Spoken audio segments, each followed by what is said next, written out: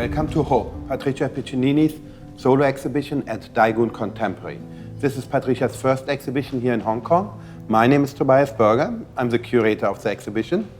And I'm Patricia, I'm the artist. And we're going to take you through the exhibition. Please come with us.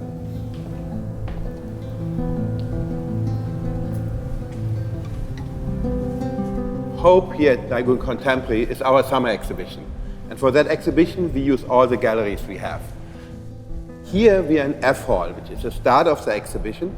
F Hall originally or formerly was actually the women's prison.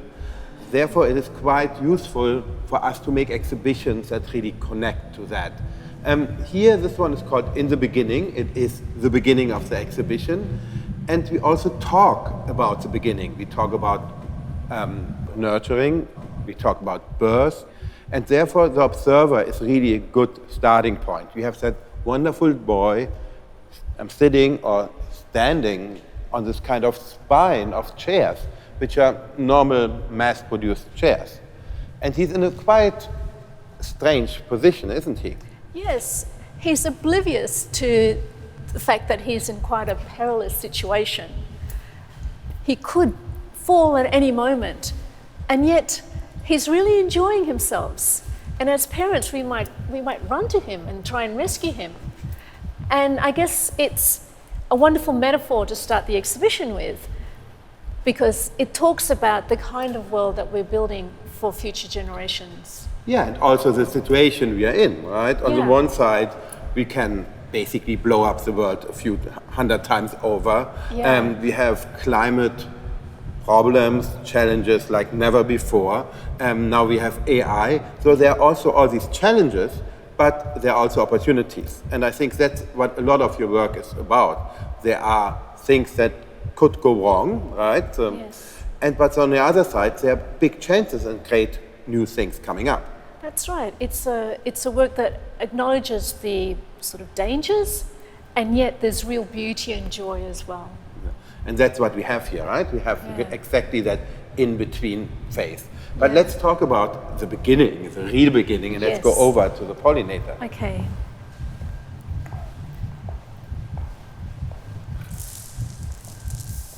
So this work is called The Pollinator. And a part of being a pollinator, it's also a really beautiful sculpture. And I think what was important for that exhibition especially is to bring out how amazing these sculptures are made and constructed. But that little fellow, is actually pollinating, isn't he? Well, yes, you're right. Technically, it's very difficult to get a work like this to stand up. But I love the elegance in it. I love that it's a plant that's almost a dancer. I love this beautiful pointed toe. And yes, it is a work about the wonder of nature and the processes of nature, how there are always relationships between organisms. And here we have a creature that is pollinating this sort of strange chimera, which is almost plant-like, maybe human, and this chimera is pregnant. And inside we can see the beginnings of new life. And even though there is a kind of strangeness to it, because it's very surreal, to me it's incredibly joyful and beautiful and life-affirming, because after all, Tobias, any birth is beautiful. Yes, and that's a wonderful work, and therefore it also really works well with the other work we have over there, which is called The Awakening. Yes. So here we are in front of a work called The Awakening. It's a video work, but it talks about something very natural. It talks about birth, awakening, the beginning of life. But it's actually artificial. It's a digitally animated work. So it's in between something very natural and something very artificial. And I think we have that in a lot of your works. Yes, it's been an overriding concern of mine for 30 years. I've been really interested in how, as a community, we define what is natural and what is artificial. And whether that boundary or that definition, the way it's changing, is relevant to us anymore, and what it means to us as we go forward. So this work actually encapsulates that, because It is, as you say, a totally artificial form, but it elicits a natural response in our bodies. And sometimes that response is joy, and people might laugh. And sometimes that response could be disgust, and they might recoil away. And that's interesting for me, because it gives us a moment to feel something. Yeah. And that's what I want people to have in this exhibition, to feel, experience something. Yeah, but your strategy is quite interesting, because a lot of these works look very natural, as you say. We know them, they're our size, our color, human color talking. Yeah.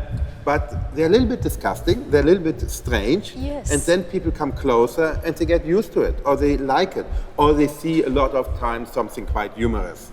And I think that strategy between disgust, humor, and interest really works to challenge people. Yes, I do it purposefully, because I like that journey from aversion to interest, or maybe even love, because we never have that opportunity to do that. In everyday life, we either have this kind of hate it, or love it, as in social media. We never get the opportunity to come into something by ourselves. So we should go over to the loving couple and go in. Let's do that. So here, if we talk about birth and awakening, we also have to talk about families. And here we are actually in the family room, which is a room we specially made for an artwork called The Couple. And the last time I encountered the couple in the last exhibition, they were living in a tent. That's right. Now they're living in a very comfortable home. What happened? They moved up in the world. They moved up. Yeah, they're in this big exhibition. I love this apartment. I could live here. But yeah, it's a great home for this work, because we can imagine a story for them. But this story comes from a real story called Frankenstein. A very important story. By Mary Shelley, my hero. And this is a story about a bad father who doesn't care for his son. And when he asks for a mate, he makes a female and then destroys her. Yes. This is a story about a man who wants to control and doesn't want to give over and doesn't care for his offspring. This work imagines a different path, a path where what we create is allowed to have its own destiny. They can have their life together. And in fact, when we see their life, we can see that they have a really beautiful connection, and a connection that we might aspire to. And in fact, this beautiful male, even though he's incredibly strong, he's also allowed to relax in love. Yeah, with the woman, on her, being not the strong one, but being maybe the weaker one. Yeah. In that relationship, and that's fine. Yeah, that is fine. I mean, she's obviously vigilant while he can rest, and that's good too. There's different kinds of strengths. Absolutely. And then, if we talk about it, we also have, what you talk a lot in your work, is this idea of unintended consequences. What happens? What can happen with these things? And that's why Frankenstein is such an important story. Yeah. But also that is here in the family room, why we have the fondling. That's right. Well, she's a much older work, and this was when I was thinking about, will we love the failures of technology as much as we will love the successes of technology? Like, who is going to look after this little girl? Who's going to pick her up? And that's why she's really looking at us. She's saying, pick me up. She's saying, care for me, in a way that a work like this isn't doing that. They're content. In fact, they're so happy. That's right. Yeah, they don't. And in fact, when we go to them, we might be thinking, oh, maybe we're intruding. Yes. But here she's almost appealing to us. Are you going to care for me, even though I'm not perfect? Yes. So these we have here, apart from a video. But let's move over to the next room. With the exhibition Hope, we are using all 3 floors of Tai Kwun Contemporary. And this floor here feels completely different than the first floor. Yes. And I think the main idea in that floor was really to look at the sculptures, at the pure wonderful sculptures, not only how they are constructed, which is very, very, very complicated sometimes, but also a little bit about their history. I mean, this one, for example, is clearly modeled after Atlas, that is carrying the whole sky on his feet. Yes, yes. But it's also a very strange creature. They are, what are they? Are they male, female? Are they Asian? Are they Western? It's everything in it. Yes, this is a work that shows us a very fluid way of being, which is in a lot of the works. Yes. Because I think it's great. And it is, in fact, this person that can show us a new way of relating to nature. Yeah. And what they're holding is this kind of habitat for these fledgling birds. And this habitat is a kind of metaphor for a new kind of understanding of nature. And as you can see, it's kind of fleshy, it's kind of woody, it's something in between. But they have the strength to be able to hold it. And that strength possibly comes from Hope, care, something that is totally in a lot of your work. It is kind of idea that he or she has a choice to hold the world and to hold that piece of, yes, meat, but also not to be forgotten, the shoes in it. Which that's right. Yeah, the shoes everywhere. There are shoes if you're going to see the exhibition. There are a lot of shoes. That's right. But they are exactly the same. They help you. They are, on the one side, they're kind of tools that are on your feet. It's almost impossible to live without them. That's right. But they also identify you. Yeah, they're a lot about identity. But they're also kind of shields, right? Yes, and if you think about they protect shields, you. we can think about that one, which is a cleaner that has a huge shield on. Yes, yeah, she does. She has this shell that is now a vacuum cleaner. And why does she have that? Because she's modelled on the Australian leatherback turtle. And they're endangered because, like a lot of sea animals, they eat plastic. Yes. The oceans are full of garbage, and seafaring animals eat it, and this one, they don't reach sexual maturity, so they're endangered. And so this is a work that says, oh, do they need to have a vacuum cleaner? Do they need to go and clean up our mess so they can survive? Yes. Yeah, like... But what kind of protection is that? It's not really a protection. No, in fact, it's sort of putting the solution onto the victim rather than the perpetrator. Like, they have to clean it up. But, you know, it's not really a serious suggestion of how we should clean up our mess. It's looking at the idea that, you know, should we change nature in order for it to survive the changing circumstances of this Anthropocene? Should we? And what happens when we do? Yes. Yeah. And that is the interesting thing about that exhibition. There are some animals that are endangered, and you think about how can we help them? How can we re-erect them? Yeah. But there are also a lot of what you call unintended consequences. Yeah. What can happen with these kind of animals? And cleaner is not only a turtle; it's actually a chimera. Yes. In fact, there are a lot of chimeras in this show, and I really like making them because we live in an extraordinary time when we're actually doing that through science. Yes, the first time ever. That's right. We're not just breeding. Yes.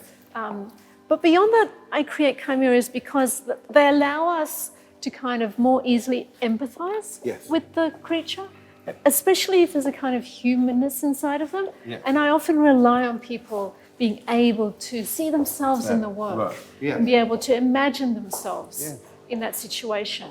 And sometimes it's even your own family. Here we are standing in front of that's right. Roxy, your daughter. Yeah, that's right. This is my daughter before she became a teenager. And she's with a very maternal image of a humpback dolphin, which is an endangered species. Only discovered about 50 years ago, already endangered, which is crazy. Another story. But what I love about this work is that there is a real connection, and that's what we want, and that's our desire. That's how we want to relate to nature. Love, hope, care, compassion, And codependency, very, very important, right? Exactly, But yeah. more we basically relying or depending on animals than they depending on us, even so. Well, that's right. I mean, it is amazing that nature has always been there for us. It's always nurtured us. And maybe at this point in time, we have to think about, as you say, a more reciprocal relationship where we also need to care for them. Yes. And that's why I've put them together with these beautiful fish. They're extraordinary. And they have their own culture, just like we have our own culture. And I love presenting the idea that other creatures, other non-human animals, are also having their own communities and ways of being and caring, not just for each other, but for the planet. Yes. Yeah. Let's look over to the video. So this video installation is called 𝘏𝘗𝘗𝘓𝘏𝘗𝘓. Yes. And truly it reminds us of Awakening, which was the work we saw on the big LED. But it also reminds me of the pollinator, funnily. Yes. There are lots of orifices here, aren't there? Yes, there are. In the whole show, actually. In the whole show, yeah. Yeah, and it's very visceral, and yet it's completely artificial. Yes. So it Again, it's like silicon too is quite artificial, but Yes. it portrays something natural. And this is digital, but it looks natural. Yeah. Yeah, and I really love this work because it feels like it's some kind of cavernous space with these creatures in it, and they have their own thing, doing their own thing. And then something happens, something amazing happens, and we're not sure what it is. Yeah. It could be a birth or it could be a death. And that's why it's called 𝘏𝘗𝘓𝘏𝘗𝘓𝘏, which means good luck. Good luck. Yeah, go for it. Whatever Freedom. happens, Yeah. whatever happens, happens. What and go for happens, it. yeah. And then they all get very, very excited. They do. And, yeah, it's quite orgasmic. It is. But it's very also the sexual, idea about, sexuality. And that's, Yeah. I think, so fascinating in your work. You talk a lot about sexuality, Yeah, I but do. it's never pornographic, right? You really try hard to display sexuality Yes. without being pornographic about it. I think Yeah, it's, there's no script. But yeah, everything is about sex. Yeah. For sure. Yeah. the entire Yeah, show it's is all about about sex. Yeah. hope. Yes, and that's my hopes. They're together. Yes, Yeah. yes. Yeah. And there he goes. There he goes. Good luck, my friend. Good luck.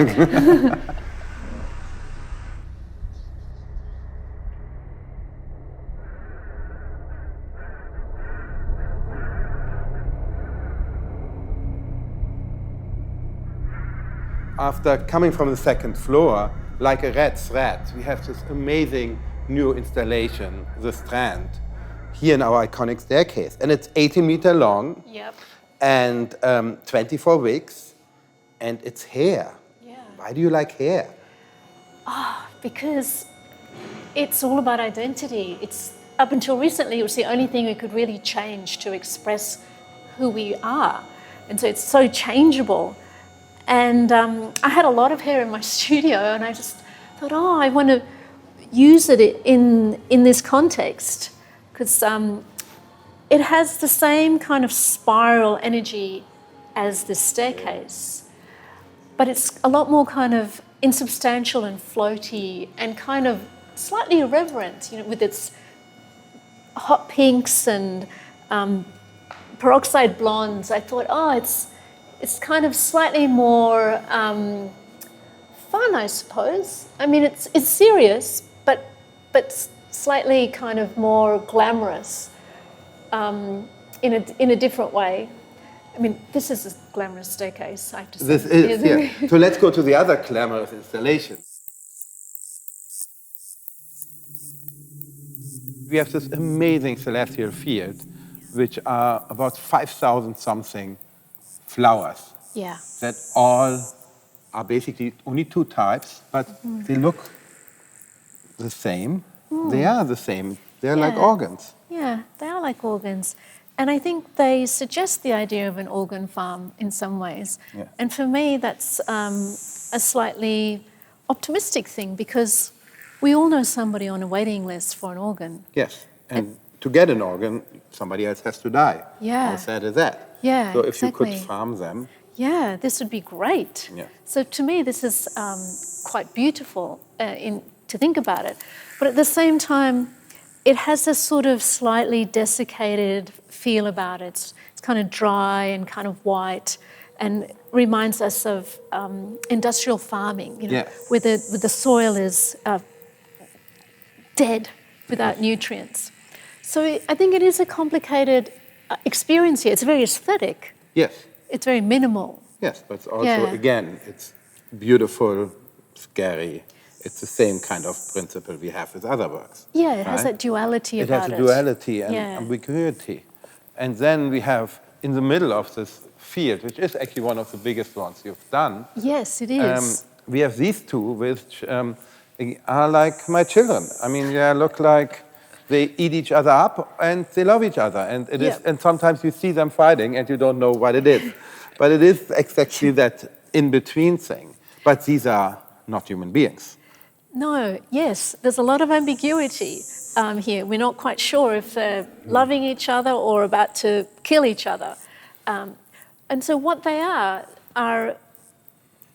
Vespers and motorcycles that have been transformed into a kind of having an animal life cycle, yeah, with their own kind of agency. Yes. And that is the point of the work, that they have a way of being that is beyond our control. And how do we feel about it? How do we feel about machines having their own consciousness? Yes. Which is one of these questions which, Yeah. especially in the last weeks, came up. Because we have Exactly. AI now Yeah. in a quality we never had it before. And I think that is important to think about that and to have, if you think about art and technology, we also have to think about how do we deal with it? What does it mean? Yeah. It has to ask these questions. But very similar to that work, which is really machines, you have a work over here that looks very different, but basically the message is very similar. That's right, you're exactly right, because what we have here is nature that has become increasingly technologized with this chimera, this blended creature. And then over here, we have technology that has become increasingly naturalized. So they're the same idea, just opposite. But they all talk about compassion, love, and care because they are Yes. together and they depend Yeah. on each other. Yeah. And that's really one of these things and main messages also at your movie, We Travel Together, which we Yeah. now walk together. to. Yes.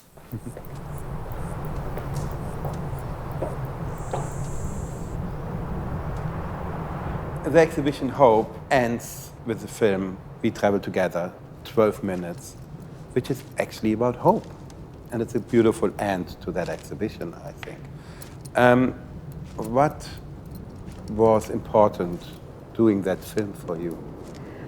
Well, what I was trying to do was depict a relationship. I mean, all the sculptures are really about relationships. But when you have a film, you have the opportunity to have a narrative that expands over time. And here we have a really interesting narrative about a young woman who meets an artificial creature. We don't know where this creature's come from, but they form a connection. And through this connection, the environment becomes re-enchanted for her. She sees it in a different way. And that's quite interesting for us because we have a very set idea of how we understand the environment, but we need to change it. And we see this happening on screen through this relationship. And then eventually, something more extraordinary happens. And that is, she does what humans find really hard to do. She gives up what she's really come to love. She's come to love this creature, and she realizes that for its benefit, she has to let it go into the wild. Right. But we don't know if it's a real creature or an artificial creature. That's so we right. don't know if letting it go Yeah. is actually a good thing. In fact, we have a history of it being a bad thing. Yeah, exactly. Especially in Australia and New Zealand. Yeah. And it actually, you have these flowers in the film, which are not natural flowers to New Zealand. They're an invasive species and they're beautiful, but terrible for the environment. Yeah.